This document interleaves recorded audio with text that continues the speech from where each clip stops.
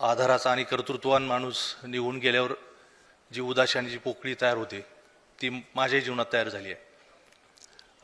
मला नेमकं कळत नाही की त्यांच्या जाण्यानं जी काय पोकळी किंवा जी काही उणीव आहे ती महाराष्ट्र कसा भरून काढेल.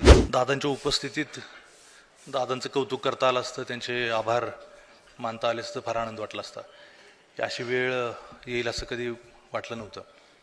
आणि मीही असं जवळच्या किंवा सामाजिक जीवनातल्या कुठल्या तरी अशा इतक्या मोठ्या माणसाच्या जाण्याचं दुःख पहिल्यांदाच व्यक्त करतो आहे.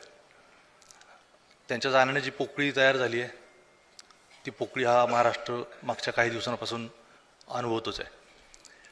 मी माझ्यासारखा म्हणजे खूप कमी वेळा दादांचा माझा संपर्क आणि संबंध आला, पण त्यांना ओळखतोय याला बरीच वर्ष झाली.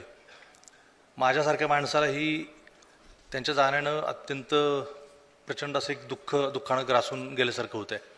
आणि ते जेव्हा ही घटना घडली त्या दिवसापासून माझी एकच भावना आहे की अत्यंत घरातला जवळचा कोणीतरी वडीलधारा, आधाराचा आणि कर्तृत्ववान माणूस निघून गेल्यावर जी उदासी आणि जी पोकळी तयार होते ती माझ्याही जीवनात तयार झाली आहे.